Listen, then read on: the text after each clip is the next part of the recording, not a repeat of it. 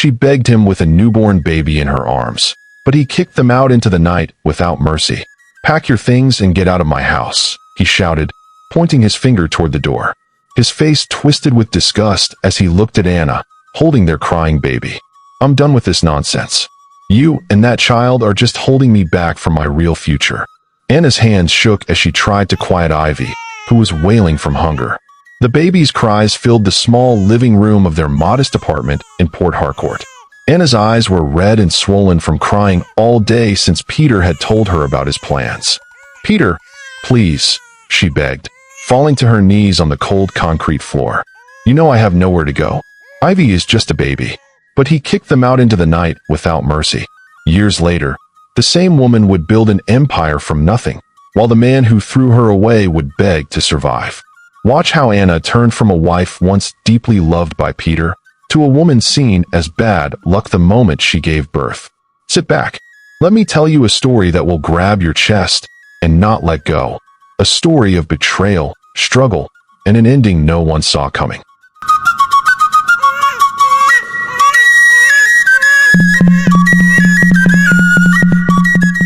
The baby was crying, not the soft, sleepy whimper of a child needing milk. No, this was the loud, throat-tearing cry of a baby who felt the chaos in the air. A baby who didn't understand what was happening, but could feel that something was being shattered right there in that tiny living room in Port Harcourt. "Nancy," Peter said, his voice sharp like a snapped broomstick, "pack your things and get out of my house." Nancy clutched her 1-month-old daughter, Ivy, tighter to her chest. Her hands trembled, her back pressed against the cracked wall, as though trying to vanish into it. "Please, Peter," she said, her voice barely holding together. "It's night. Where will I go with a newborn? Please, just think about the baby. Think about us." Peter didn't flinch. His face was stone, no warmth, no memory, no mercy. He stood tall, freshly bathed and dressed in his finest blue shirt, polished shoes, and a spritz of cologne that reeked of betrayal. The same man who once held her like she was his whole world now looked at her like she was dirt beneath his feet. "I've already made up my mind," he spat. "You and that child are dead weights. You're dragging me down. I have dreams. You're just a bread seller with stretch marks." The words pierced deeper than a knife. Anna, her full name, Anna Nancy, felt her knees weaken. Her baby, Ivy, was still crying, now louder. Hungry, cold, confused, just like her mother. "Peter, we started this journey together. I was there when you had nothing. I fed you. I believed in you. You said we would rise together." Peter chuckled bitterly. "And I did rise. But you stayed behind." His phone buzzed. He looked at it and smiled softly. "Emma's outside. I have no more words for you. Get out before I call security." Nancy gasped. "Emma? That woman you said was just a friend? The same one I begged you to stop texting?" "She's pregnant," Peter said with pride. "And it's a boy." That was it. The final blow. Anna's legs gave out, and she collapsed onto the cold floor, holding baby Ivy close as tears rained down her face. She looked up at Peter one last time, searching his eyes for any trace of the man she once loved. But he was gone. In his place was a stranger. And so, with trembling legs and shattered dignity, Nancy walked out of the apartment that had once held their dreams. No slippers, no money, just a crying baby, a faded wrapper, and a night full of danger. The wind was cold that night. Port Harcourt, usually buzzing with sounds of Danfo horns and market women shouting, "Buy one, get one," was strangely silent. Nancy wandered the streets like a ghost, her baby crying louder with each passing minute. She had no parents to call, no friends to run to. The few numbers she had on her broken phone were either dead or belonged to people who had already judged her situation long ago. Eventually, her tired feet led her to an uncompleted building, a shell of a home.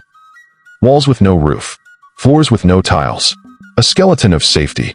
She laid her baby on a bundle of clothes and used the last piece of wrapper to wrap Ivy's tiny body. She didn't sleep that night. How could she?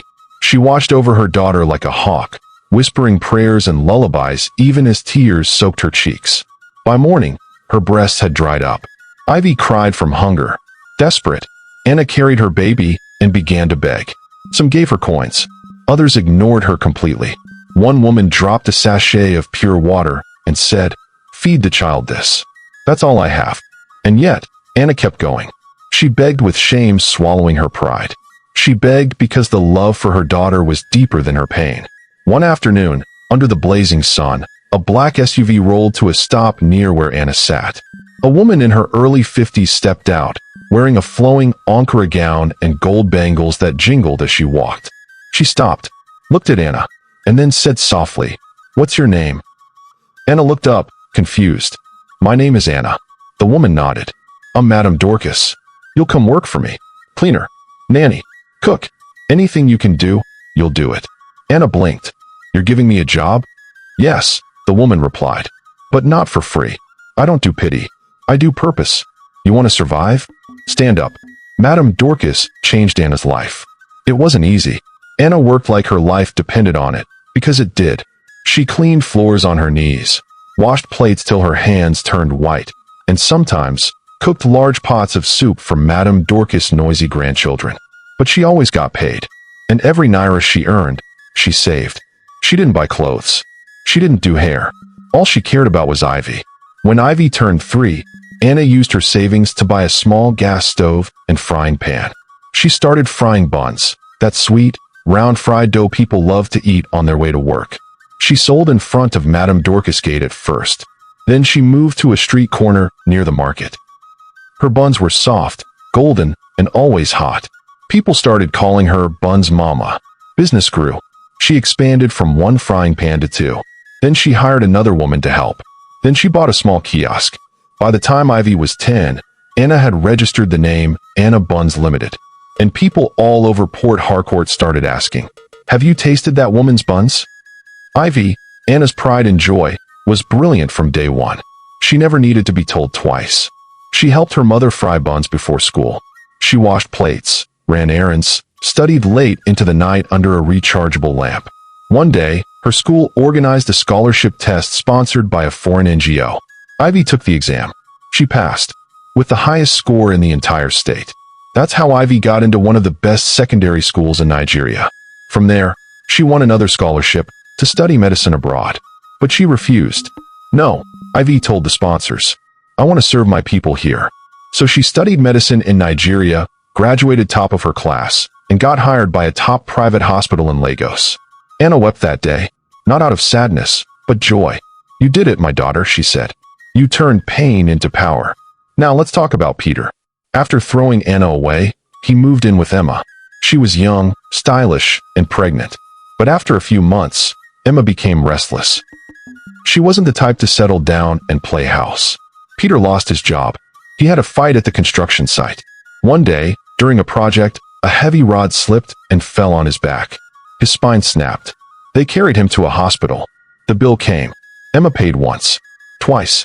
Then she started vanishing. Eventually, she left with their son. Peter begged her to stay. And that's when she dropped the bomb. "That boy? He's not yours. I've been with someone else the whole time." Peter collapsed. Not just physically, but emotionally. With no job, no money, no woman, and no child. He was left in a tiny rented room, crawling to the toilet every morning, surviving on cheap bread and dirty water. No one came to visit. No one cared. Until his body failed him again. It was a rainy Thursday morning. Peter was rushed to the hospital. He was pale, breathing hard, starving, broken. Coincidentally, the hospital was the one where Dr. Ivy now worked. She was doing her rounds, dressed in her clean white coat, stethoscope around her neck, when she walked into his ward. Peter looked up. Their eyes met. Something flickered in his eyes, but he didn't recognize her. "I once loved a woman," he began to say weakly. "Her name was Anna. I did her wrong. I threw her out with our child." Ivy froze. The name, the story, it all matched. She stepped outside, hands shaking, and dialed one number. "Mom, come. Now." An hour later, the door opened again. Anna walked in, elegant, glowing, regal. Not the same girl who once knelt in front of a man and begged for mercy.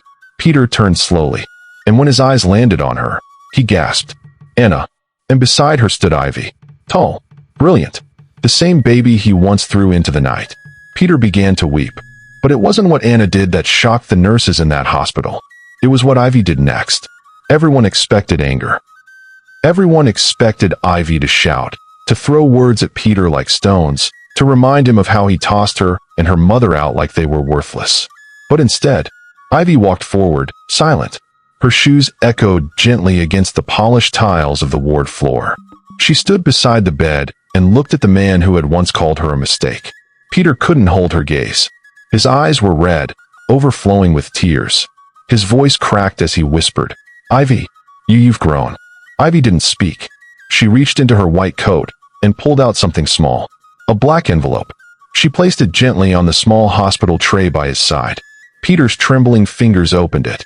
Inside was a folded photograph. A picture, old and faded. It was him, holding a newborn Ivy in his arms, standing beside Anna, back when they were still a family. His hand covered his mouth. His shoulders shook. The picture dropped from his hand and fluttered to the ground like a dead leaf. Happy Hi Bestie! If you enjoyed this story so far, don't forget to like and subscribe and comment where you are watching from. Enjoy! The picture dropped from his hand and fluttered to the ground like a dead leaf. "I've kept that photo all my life." Ivy finally spoke, voice low but steady. "Even when you left us. Even when I watched my mother beg in the streets with me tied to her back like a load. Even when we had nothing." Peter wept. "I was a fool. I didn't know what I had." "No, you knew," Ivy said softly. "You just didn't value it." The nurses nearby stood frozen. One of them even wiped her own eyes with her sleeve. Anna stood behind her daughter, watching, not saying a word. Her silence was louder than any speech. "I became a doctor to save lives," Ivy continued. "Even the lives of people who broke me. So don't worry. I'll make sure you get the best treatment. We'll even pay the bills. You'll live. But that's all." Peter's eyes widened. "We?" Ivy turned slightly and looked at Anna. "Because we're not monsters. We're what you could have been, if you had chosen love instead of pride." Then she bent down, picked up the picture, tucked it back into his chest pocket. "Live with that," she whispered. "Live with the memory of what you lost." And just like that, she turned and walked out. Anna followed her. Peter stretched out his hand. "Anna, please wait." But they were already gone, just like the night Anna had been thrown out. But this time, she wasn't walking in it. She was watching it from the balcony of her 4-bedroom duplex in GRA, sipping warm tea. Ivy sat beside her, eyes fixed on the clouds. "Do you think he meant it? The apology?" Anna sighed. "It doesn't matter anymore." "You still hurt?" Ivy asked gently. Anna paused. "You don't forget some things. Pain like that becomes part of your bones. But what I do feel is peace." Ivy nodded slowly. "He's sick, Mom. I know. I said we'll pay the bills, but I'm not sure I'll ever call him Dad." "You don't have to," Anna said quietly. "You already gave him more than he gave you. That's enough." Silence settled between them. Then Ivy smiled faintly. "Your buns still smell better than hospital food." Anna laughed, the sound soft and warm. "Then you better get some before your brothers finish everything." "Brothers?" Ivy raised an eyebrow. Anna blinked, trying to hide a smile. "There's someone. A man. We've been talking. He's a widower with 2 boys." Ivy stared at her. Then slowly, a grin spread across her face. "Mummy, are you trying to fall in love again?" Anna shrugged, but her cheeks glowed with a blush. "Maybe, maybe not. But this time, I won't beg anyone to love me. If it's not mutual, I walk." Strong woman. Raised a stronger daughter. Weeks passed. Peter's health improved slightly under the hospital's care. But his heart grew heavier with each day. Every corner of the hospital reminded him of Ivy. Every nurse, every orderly whispered about the doctor whose father threw her away. He couldn't escape his own shame. One evening, he was sitting on his hospital bed when a young boy walked in. About 11 years old. Bright eyes. Skinny legs. Holding a piece of bread. Peter squinted. "Who are you?" The boy smiled. "Mummy said I should give you this." Peter looked again. The boy resembled someone. His eyes, his nose. "Who's your mummy?" The boy replied, "Her name is Emma. She said you're not my real daddy, but you were nice to her once. So she wanted to help." Peter choked. A bitter laugh escaped his throat. Even the son that wasn't mine came back, before the daughter that was. The boy placed the bread on his table and left. Peter sat there, staring at the wall, the bread untouched, the room darkening around him. Back at the hospital, Ivy received a call. From Abuja, a prestigious global fellowship for medical research had selected her as one of the 3 finalists. If she won, She would leave Nigeria, for the first time ever, and travel to South Korea for a 5-year program. Her heart pounded. This was her dream. But something tugged at her. Would she go, or stay with her mother, and continue running the family's hospital outreach they'd just started for poor women? She walked to Anna's room. "Mom, if I leave, would you be okay?" Anna turned, surprised. "Why do you ask? There's a chance for me to grow. Far away." Anna held her daughter's hands and said, "Go. I've done my part. You must now write your own story. But promise me something." "What?" "No matter how far you go, never let your heart grow cold. Never become like Peter." Ivy nodded. But just as she was about to pack her things for the trip, a call came in. It was the hospital. "Dr. Ivy, your father is missing." The phone slipped from Ivy's hand. She stared at the wall, her heart thudding like thunder. "Missing?" she whispered. "What do you mean he's missing?" The nurse on the other end spoke hurriedly. "Dr. Ivy, we don't know how it happened. One of the cleaners said he left the ward early this morning. He wasn't discharged. He had no wheelchair. No family member signed him out. He just vanished." Ivy's breath caught in her throat. The hospital? Gone. A man who could barely walk, let alone run? She grabbed her car keys and rushed down the stairs. Anna met her by the door, clutching a scarf. "I heard," she said quietly. "I have to find him," Ivy said, her voice shaking. Anna placed a hand on her arm. "Ivy, don't forget what he did." "I haven't," Ivy replied. "But I'm a doctor. If something happens to him under my care, I won't forgive myself." Anna stared at her daughter and nodded. Peter had no real plan. He didn't even know where he was going. All he knew was that he had to leave that hospital. Every day there felt like a punishment. His daughter's voice echoed in his mind. Her disappointment. Her strength. It reminded him of what he had lost, and he couldn't bear it anymore. So at dawn, he pulled himself out of bed, grabbed the metal pole he had been using as a crutch, and slipped out of the ward. He wore an old hoodie, hiding his face, and limped through the hospital gate before the guards were fully alert. Now, he sat under a bridge. A dark, forgotten place where other broken men gathered. Old drug addicts, street boys, men with regrets buried deep in their eyes. No one asked questions under the bridge, and that's why he came. But as the night fell and the air grew cold, Peter started to cough. Hard. His chest rattled, and his breath became shallow. He leaned against the cold concrete wall and whispered, "I'm dying." Ivy didn't sleep. She called the police, filed a missing persons report, and drove through the streets of Port Harcourt all night. She checked old neighborhoods, hospitals, even cheap guest houses. Nothing. At 4:43 a.m., her phone rang. It was Madame Dorcas. "Ivy, I think I saw your father." Ivy's heart skipped. "Where?" "He was under Elenwo Bridge. I drove past there an hour ago. I wasn't sure it was him. But the limp, the face. I remember him from back then." Ivy didn't wait.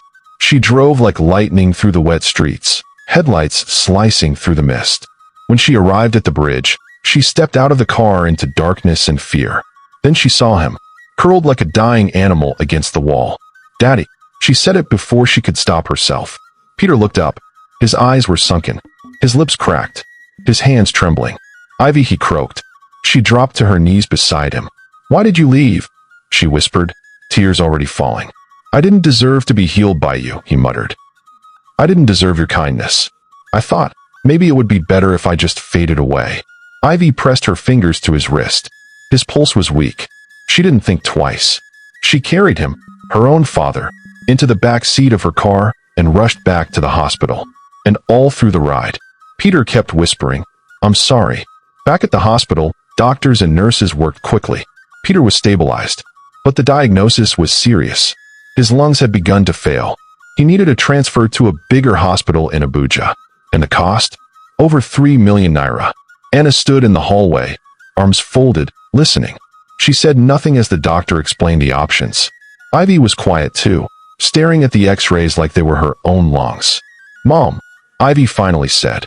Hi, bestie. Kunyafu hivi kumyeshawa uruang. If you enjoyed the story so far, don't forget to like and subscribe for part 2. Comment where you are watching from and I will reply with my favorite emoji. Thank you.